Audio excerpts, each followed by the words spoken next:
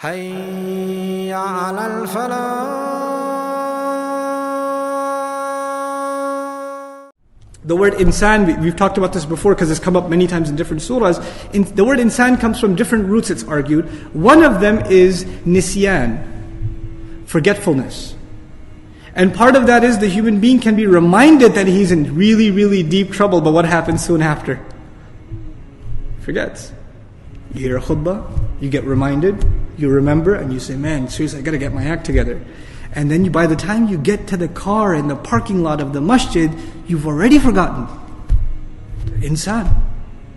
Human beings, Allah gave him a covenant before he even came to this earth. أَلَسْتُ بِرَبِّكُمْ قَالُوا بَلَى شَهِدْنَا in Surah Al-A'raf. He said, am I not your master? We said, yes, of course you are. We bear witness.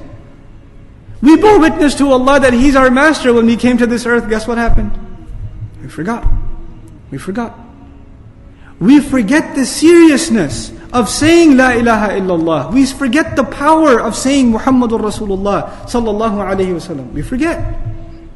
So the word insan, as opposed to al-fard, the individual, an-nafs, the person, there are different words that are alternatives. Al-bashar, the people, an-nas, but al-insan here. Two benefits of it. One, to allude to our forgetfulness. And two, the word insan is individual, it's called ism lil jins. The benefit of knowing that is, this word includes two things. It includes all categories, meaning all human beings, and at the same time it's singular. And here we have to learn something. This is the last thing we'll share for today, inshallah ta'ala, just a little bit about the word insan, is the concept of the diffusion of responsibility. This is a concept in psychology. It's called diffusion of responsibility. All of you are here. Let me give you a classroom example or a home example. My kids are at home. I have 5 kids, alhamdulillah. They're home, they're running around. As I'm leaving the house, I say to them, be good, and I close the door. I just say, be good. Are they going to be good? No. This is what you call diffusion of responsibility. But if I open the door and I say, Husna, don't bother your sister. Waliya, don't draw on the wall. Huda, don't yell. Ahmad, go to sleep. If I specify, then are they going to be more responsible? Yes.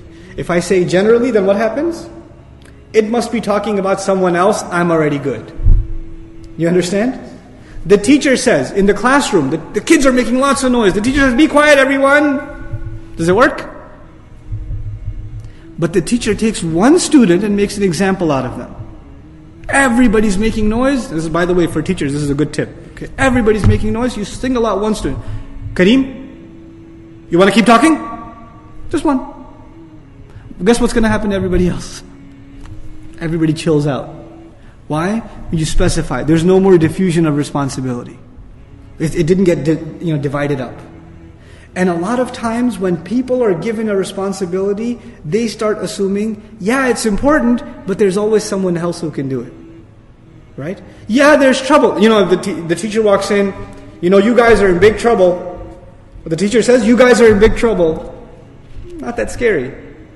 I pick on Kareem again. Kareem, you don't know how much trouble you're in.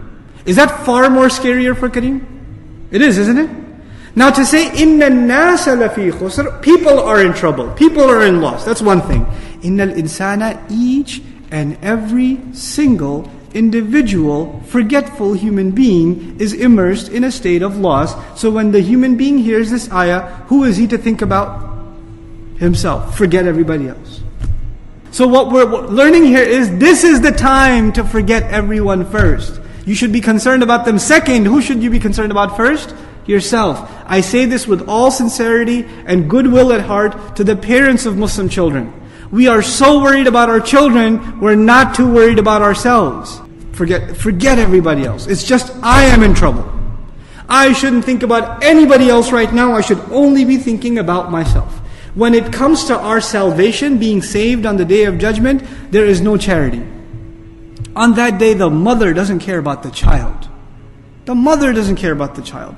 With the exception of Rasulullah sallallahu alayhi wasallam, the people, the prophets alayhi wasallam are saying, we can't make shafa'a for you. Go someone else. I have nothing to give you. That is the day when brother is running from brother. Best friends are no longer best friends. وَتَقَطَّعَتْ بِهِمُ الْأَسْبَابِ يَوْمَ يَفِرُّ الْمَرْءُ مِنْ أَخِيهِ وَأُمِّهِ وَأَبِيهِ. On that day, you love your family so much. And by the way, we sometimes, out of love of people, we do really bad things. Right? We do really, really bad things. And those same people, the person who's about to be thrown in hellfire on the Day of Judgment, he says, وَمَنْ فِي الْأَرْضِ جَمِيعًا ثُمَّ يُنْجِيهِ. He says to Allah Azza wa Jal, لَوْ يَفْتَدِي مِنْ عَذَابِ يَوْمِئِذٍ بِبَنِيهِ وَصَاحِبَتِهِ وَأَخِيهِ. Can I be saved from the punishment in exchange for my son? Can you throw my son, my baby, can you throw him in hell instead of me? That's what the guy will say. And my wife, and my brother, and my mother, وَأُمِّي وَأَبِيهِ وَفَصِيلَتِي, and his extended family. وَمَنْ فِي الْأَرْضِ جَمِيعًا. He will look at all humanity and say, oh Allah, you're about to throw me. Why don't you take all of them instead? All of them. Just let me be saved. ثُمَّ يُنْجِيهِ, then he should be saved. SubhanAllah. That is the state of affairs. Now think about that. This day, on that day, you'll forget everyone. So what we're learning here is, this is the time to forget everyone first. You should be concerned about them second. Who should you be concerned about first? Yourself. I say this with all sincerity and goodwill at heart to the parents of Muslim children. We are so worried about our children, we're not too worried about ourselves. My kids got to go to an Islamic school. We got to make sure that they're in a good environment. What about your good environment? Why are you watching that stuff? Why are you talking like that? Why are you cheating in business? Why aren't you getting up for salah? We remember those we love, and we forget who? Our own selves. SubhanAllah. Can you talk to this? Can you talk to that? You know, they'll come to the shaykh, the imam. Can you talk to my kids? They need some advice. You don't need advice? Really? Because I will think, if you messed up in raising your kid, the first person who needs advice is you. What happened all these years? Where have you been? Where's the parent been who's supposed to do his job? SubhanAllah. So inna al-insan, bringing responsibility to ourselves, the state of emergency, the fact that we are not safe from loss. We're not even discussing loss yet. That's later on in the ayah. We're just at inna al-insan. Assalamu alaikum wa rahmatullah. If you enjoyed this video, please do share it with friends and family. If you want to see more videos from this series, click on the box at the top. If you want to see other videos, click on the box at the bottom. And don't forget to hit the subscribe button.